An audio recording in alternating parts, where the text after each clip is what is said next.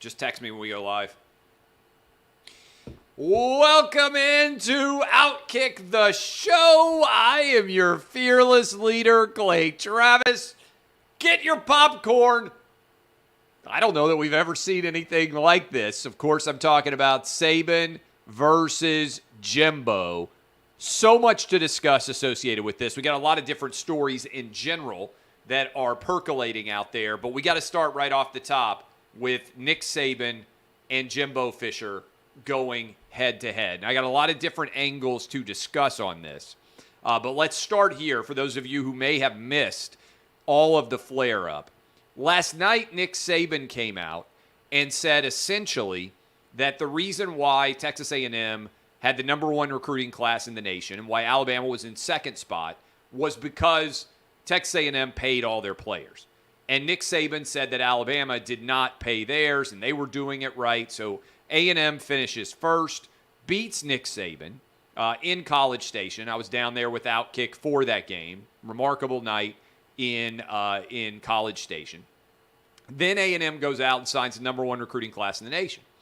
And the discussion, and it's a good one, surrounding this has blown up in a big way. So Saban says Jimbo Fisher and Texas A&M paid all their players. That's why they got so many great recruits. That's why they finished number one overall. Today, at 10 a.m. Central, 11 a.m. Eastern, Jimbo Fisher fired back in a scheduled press conference that was called by Texas A&M, the likes of which I've never seen. I'm going to be honest with you. I've covered college football. You guys know I love it. Few people love it more than I do. In media, certainly. I fought to play it during COVID when everybody else was running in the opposite direction, said it was impossible to play. And Jimbo came off the top rope on Nick Saban. Said he needed to be slapped, basically, for lying.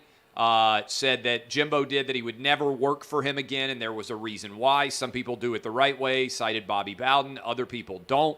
Said he had opportunities to go back and work with Nick Saban and had turned them down. Said that there were so many stories out there if people wanted to look into them. It was a very personal, it was an angry Jimbo Fisher attacking Nick Saban and the comments that Nick Saban had said. He said Saban tried to call him, that he refused to take his phone call, and that he was essentially done with their relationship. Now, a lot of different reactions from so many people out there. To me, what stood out the most was how intensely personal this was. This was Jimbo Fisher going to war effectively with Nick Saban and probably letting out a lot of resentment and anger that he's bottled up for a long time. Because remember, this is a guy who worked for Nick Saban for many years before he ended up a head coach of his own. So both of these guys, I believe, are from West Virginia. They've known each other for a very long time, had a lot of respect, at least publicly, for each other. But remember, Jimbo said he was going to kick Nick Saban's ass, and then Nick Saban fired back. This was last season. Then A&M probably plays by far the best game of the Jimbo Fisher era in beating Alabama, upsetting the Tide. By the way, FanDuel.com/Clay, October 8th. The line is already up. Alabama is a 16-point favorite in Tuscaloosa over Texas A&M. This felt like what you would see before a big boxing match.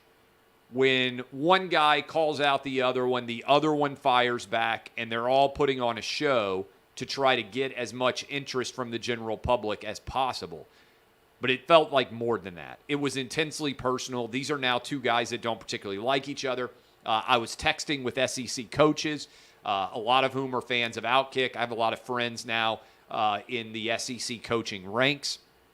And they were talking about, oh my goodness, can you imagine what it's going to be like down in Destin for the SEC spring meetings when these coaches are in the rooms together and are in close proximity to one another and have to go face-to-face? The games are one thing, but SEC spring meetings, SEC media days, what is Greg Sankey, the commissioner of the SEC, thinking? All of those thoughts. Here were my thoughts in general. I'm going to break down both what Nick Saban is thinking and I believe what Jimbo Fisher is thinking. Then I'll tell you what I think. First of all, I don't think Nick Saban did this by accident. Nick Saban is a very, very smart guy. Pretty much everything that he puts out into the public is calculated and intended. Maybe he didn't expect it to blow up in this way. He may not have expected the fire back from Jimbo Fisher. But I think Nick Saban is unhappy with the NIL rules and the fact that effectively many schools are now paying players to come to their school. And Nick Saban may think that's a poor decision for college football. The cynic in me would say, when you are dominating like Nick Saban is, you don't necessarily want a paradigm shift to occur, right? If you have a great business, you don't want technology to evolve. The internet was not good for Blockbuster. Now, it's a little bit ironic to me about this is Nick Saban has been an incredible evolver as a coach. Remember, you go look at the way Nick Saban won the first national title at Alabama by basically defensive first dominance, by not making mistakes on offense, and compare it to how his offense has changed with Steve Sarkisian, with Lane Kiffin over the years, where you need to go out and score over 50 points to where you have a really dynamic offensive attack. I mean, just think about the difference between, let's say, Greg McElroy and Jacob Coker, two guys that Nick Saban won national championships with, and compare them with Tua Tagovailoa, with everything that happens on the offense now with Bryce Young. Think about what we saw with that evolution in quarterbacks, where you would have 3 straight first-round draft picks from Alabama, not to mention Jalen Hurts. You would have never foreseen or expected for that to occur if you went back and watched Nick Saban offenses in 2007, 2008, where the running back dominated and the quarterback was basically a game manager. He's evolved. Surprising to me personally that Nick Saban would not evolve as well when it came to NIL, because if Alabama needs to bid to get top players, it seems to me they would be able to do that because the program is hugely successful.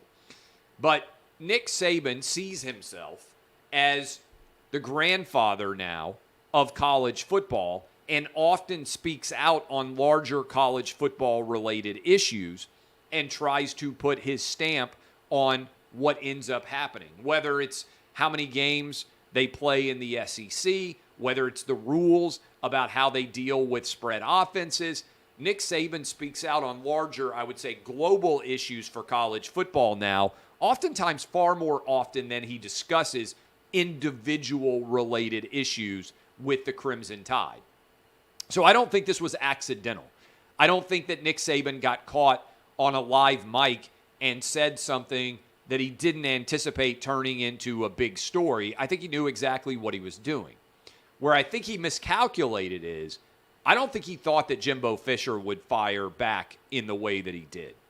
And to me, so that's my perspective on Nick Saban. I don't think he regrets anything that he said. I think he felt it. I think he meant it. I don't think that he thought Jimbo Fisher would go straight personal like he did. And this is a function of Jimbo Fisher's anger over what he perceives as an attack on his program relating to paying players.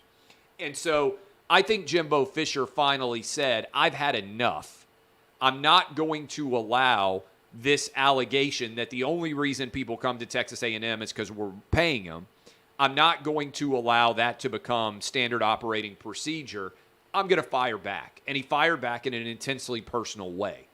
This felt like a feud between two people who knew each other well. You know, sometimes when you have a married couple fight, it gets really uncomfortable. If you're at dinner with them, if you're in a location with them, and they start jabbing at each other, they both know each other so well that it gets intensely personal very quickly. This wasn't gentle ribbing. This wasn't a disagreement on rules. This was Jimbo Fisher basically sundering his longtime relationship with Nick Saban. And you can say that this had been building for some time, and I don't know where it goes from here. I would bet that Greg Sankey has been on the phone or will be on the phone with both men saying, we don't do this. We're not going to air our dirty laundry in public.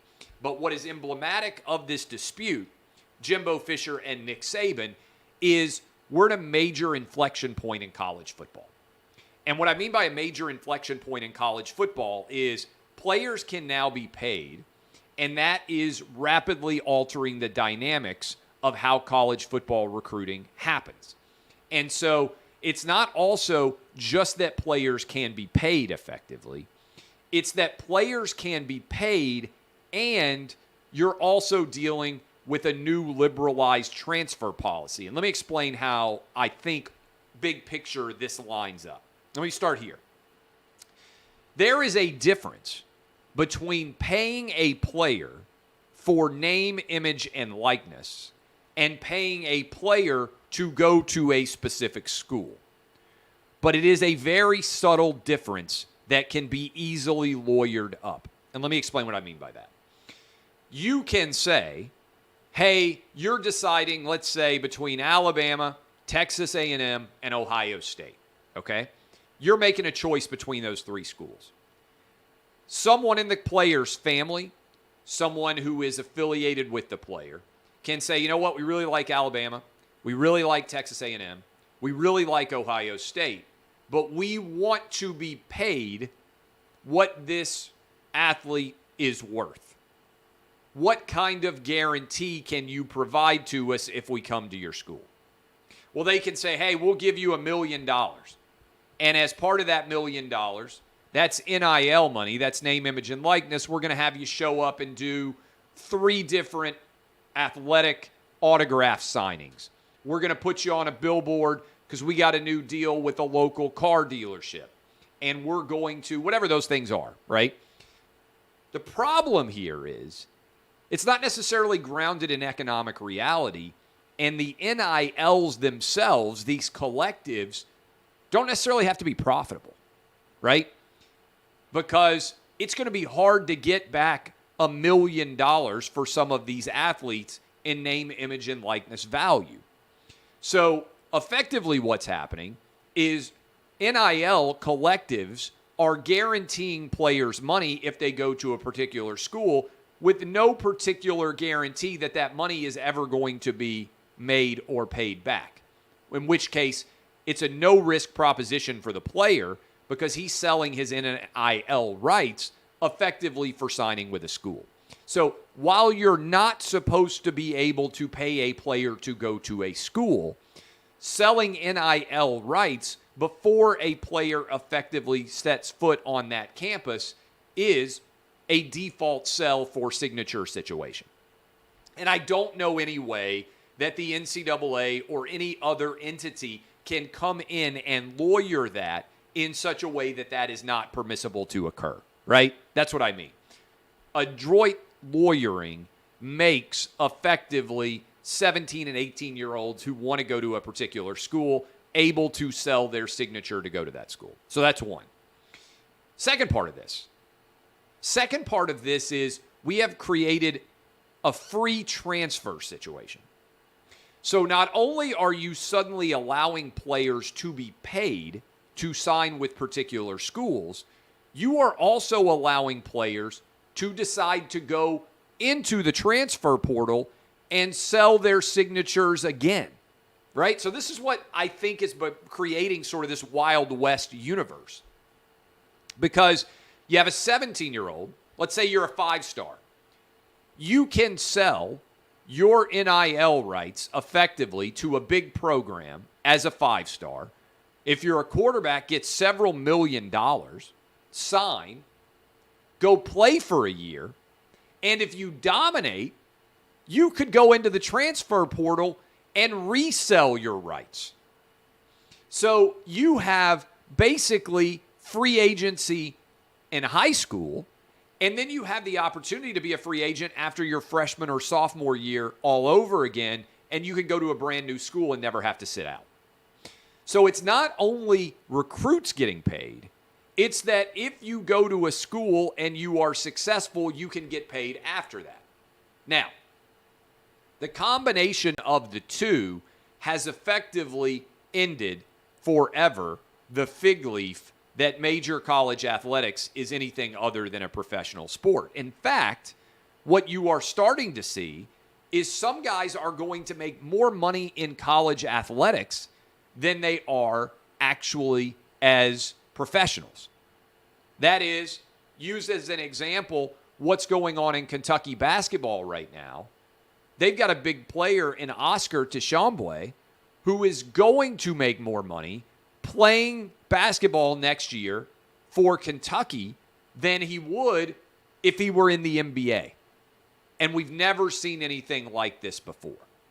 And so if you are a really successful coach like Nick Saban under the existing formula, you don't necessarily like the paradigm shift that is in play. Now, I'm a capitalist, so I think people should be able to make as much money as they possibly can. But what we're seeing right now in this Wild West era is it's hard to peg value on players. Because the way that I would think about this, take it outside of college athletics. Effectively, a 17-year-old recruit is like a company that is raising venture capital money. And when you are bidding big dollars on 17-year-olds, a lot of those 17-year-olds are going to bust, and they're not going to pan out. And what you're seeing happen in the larger stock market right now is a lot of these venture capital funded, they call them unicorns, with billion-dollar valuations, you're finding out don't actually have the revenue to justify the valuations that they have gotten. And so the free market is selling back, and it's becoming harder to raise money because those companies were overvalued in a low interest rate environment. So from an interesting perspective, what we don't have yet in college athletics is we don't have the companies that are going bankrupt.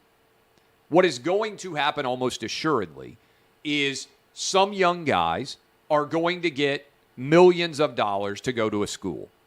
And then they're going to get on campus and they're going to test positive for drugs and they're going to get kicked out of school. Or they're going to get arrested for some violation and they're going to get kicked out of school. Or they're going to go to campus and just not be very good. Some 5 stars don't pan out at all. And when that happens, there's going to be an adjustment in the marketplace. Because some of these rich guys are going to say, wait a minute, I just gave $1 million for a dude who didn't even last a year on a college campus.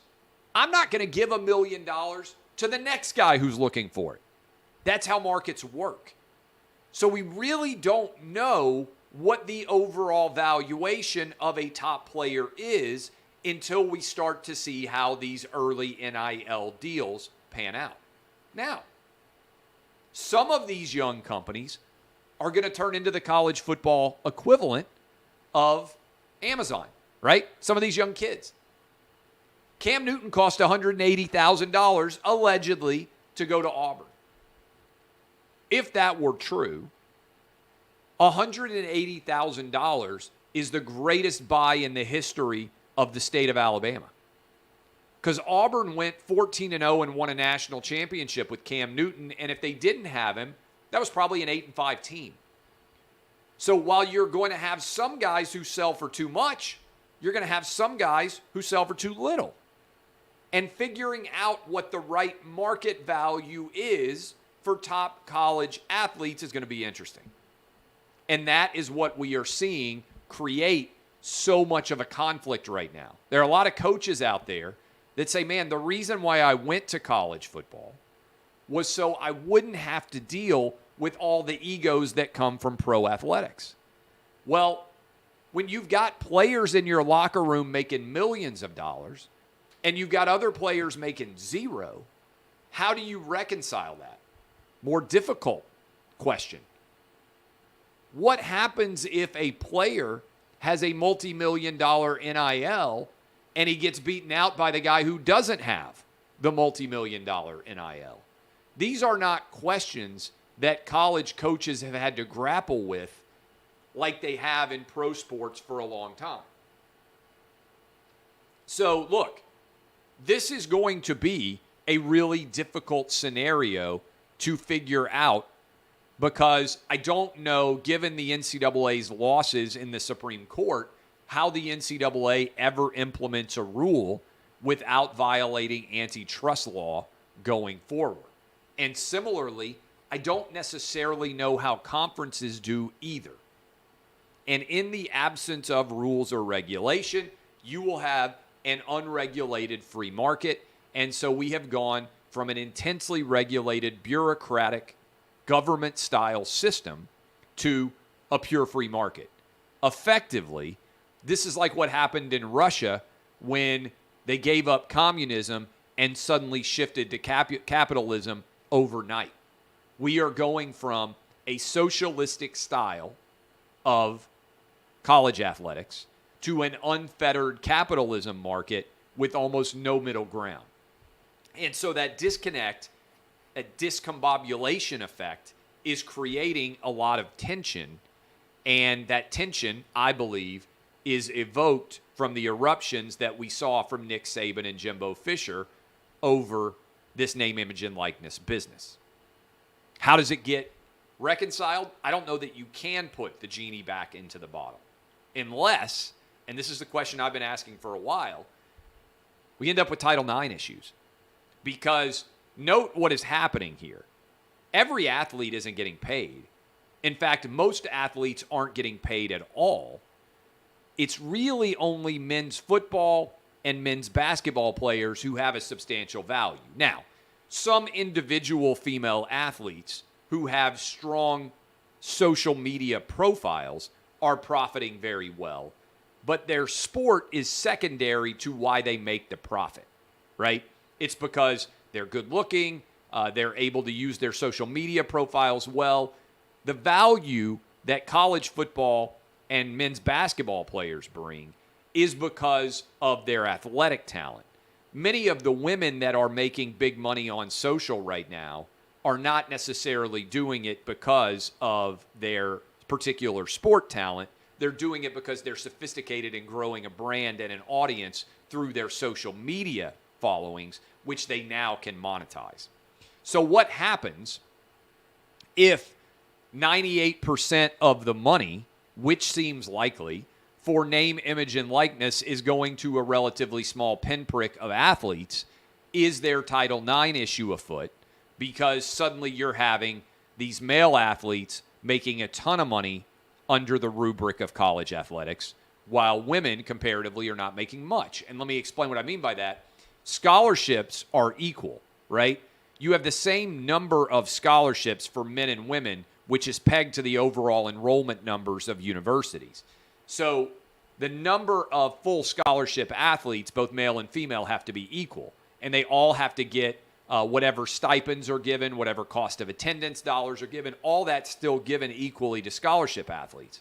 Well, almost all athletic department money comes from football and men's basketball. Every other sport loses money.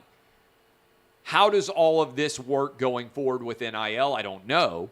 And how do we deal with a college marketplace that is paying players more than they might make in some cases in the NFL, in the NBA? And I don't know the answer to that because we've never seen the likes of this before, where if you're a really good college player, but you don't necessarily have a great guaranteed pro future, instead of going pro, you might make more money to stay and play for 4 or 5 years in college than you would to go pro. We've never seen a situation like this before.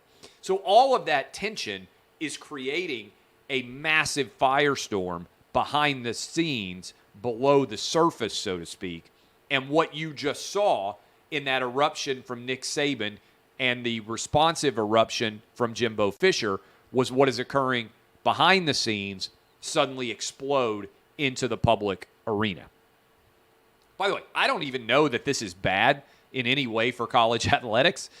The amount of interest that is now been created in Texas A&M and Alabama and in the SEC in general, controversy's good, man. I got to tell you, as someone who is in media, as long as you aren't facing jail time, there is no such thing as bad publicity. It just doesn't exist. So I think this is it's going to be a handful. We're covering it aggressively at Outkick. I would encourage you to go check out Outkick.com if you haven't already to see the absolute latest surrounding Nick Saban against Jimbo Fisher. But It's the second most explosive press conference I've ever seen. The only other one that was wilder and more entertaining was what went on when Bobby Petrino had his motorcycle accident and showed up in his neck brace. But this is up there. And obviously you had John Chaney going against John Calipari. All of those were in some way a really kind of fascinating story to be following. All right. Wanted to talk about this. Joe Kinsey's done a good job covering this. A skateboarder named, I'm reading right now from our article at Outkick, Taylor Silverman, decided that she was really frustrated because she came in second in a Red Bull Cornerstone skateboarding event to a man who is identifying now as a woman, to a transgender woman. And she called out, she said, "I'm a female athlete. I've been skateboarding for 11 years and competing for several years. I've been in 3 different contests with trans women, 2 of which I placed second. At the last contest series I did for Red Bull, I placed second." This is a Twitter message. Instagram post. First place $5,000, second place $2,750. The girl, I deserve to place first, be acknowledged for my win, and get paid. I reached out to Red Bull and was ignored. I'm sick of being bullied into silence. And then this girl, and I give her credit for calling this out because, again, her name is Taylor Silverman. This girl is now being attacked by the woke community because she had the audacity to say women should compete against women and men should compete against men. And what I would say is this is just another example of the Leah Thomas controversy. These issues are not going away.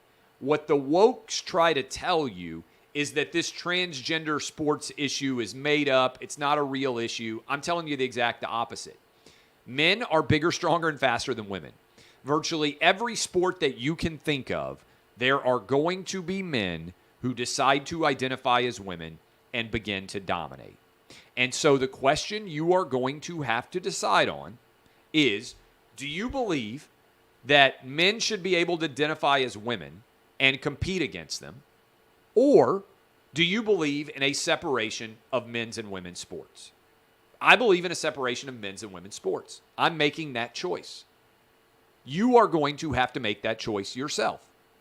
Because if men are allowed to compete in women's sports, eventually no women will win. Because men, even those who identify as women, are bigger, stronger, and faster than women. And we are creating an artificial competition if we allow men who identify as women to be competing against women.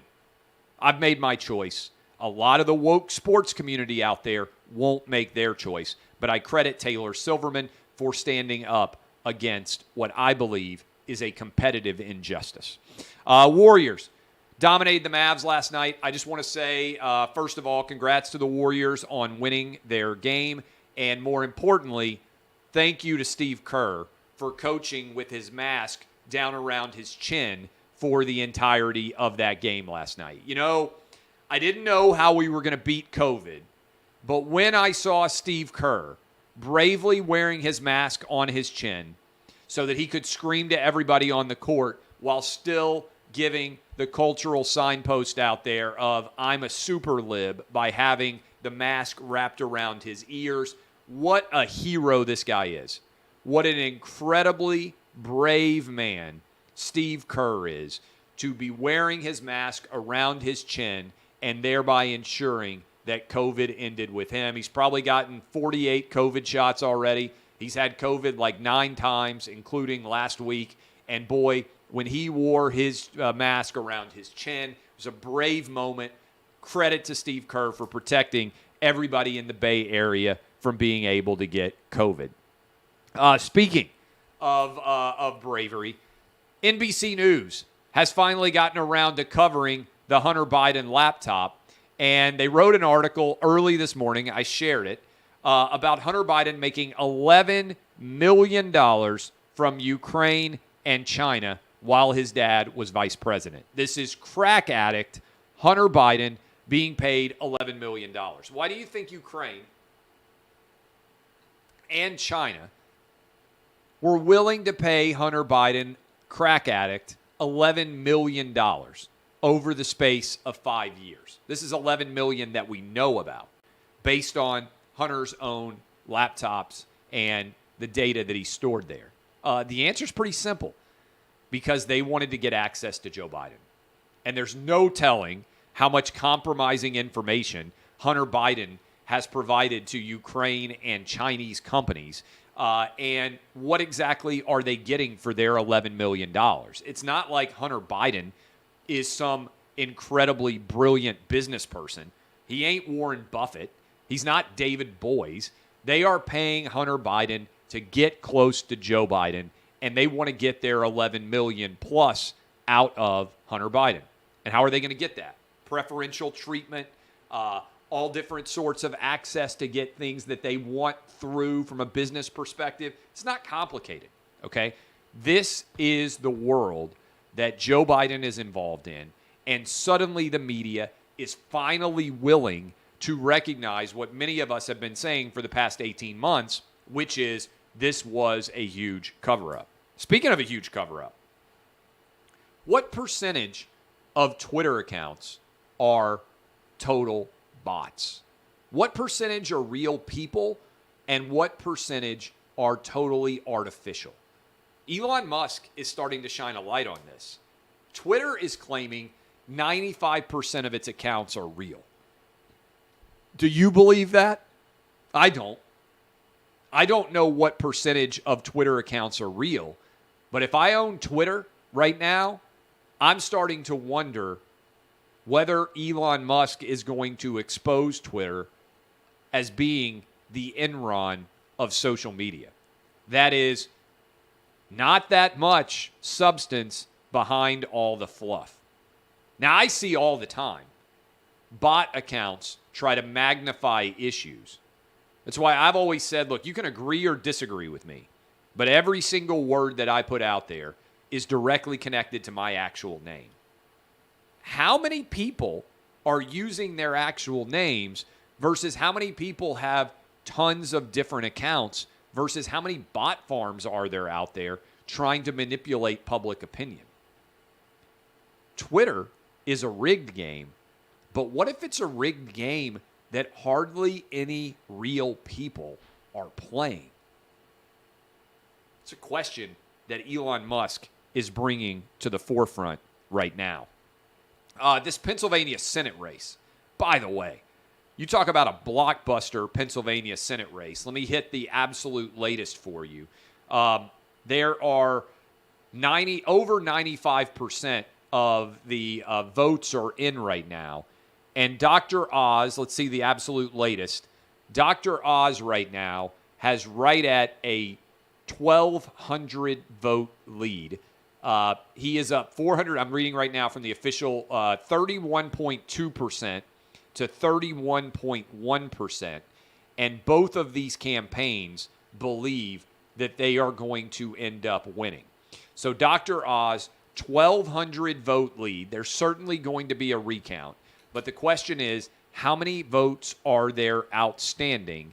Again, under, I believe, 1,200 vote lead for Dr. Oz. He's got 417,458 votes as I sit here speaking to you right now. Dave McCormick, 416,261. If Dr. Oz holds on to this lead, there is no doubt that Donald Trump will have won him this campaign, because if Donald Trump had endorsed Dave McCormick, this thing wouldn't have even been close. It's Trump potentially as kingmaker if Dr. Oz ends up holding on going forward. Finally, you know things are a disaster with Joe Biden when we can't even get baby formula on the shelves. We knew Joe Biden was not going to do a good job as president of the United States. But did any of you actually think that he would do such a poor job that parents with babies would not be able to feed those babies?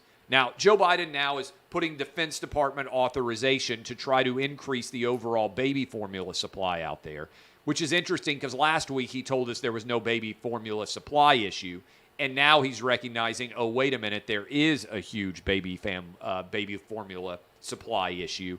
It's just emblematic to me. Earlier today on Clay and Buck, we had a caller from Norman, Oklahoma, who called in, and he said, look, I want you guys to know how to make baby formula yourselves. Would you have ever believed that someone would call in to the biggest radio show in the country in the year 2022 to give instructions to parents on how they can make their own baby formula because there isn't enough baby formula otherwise available to feed babies in this country? I frankly would have never believed it. Even as bad as I thought Joe Biden would be as president, he's been worse. He's the worst president in any of our lives. I hope things get better, but I have no confidence that is going to happen. My name is Clay Travis. DBAP unless you need to SBAP. I hope all of you have fantastic Thursdays. Go listen to Clay and Buck. Fun conversation today. I want to thank the band Lit. We have a new theme song that's going to debut on Monday, My Own Worst Enemy. This has been Outkick the Show. As always, DBAP unless you need to SBAP.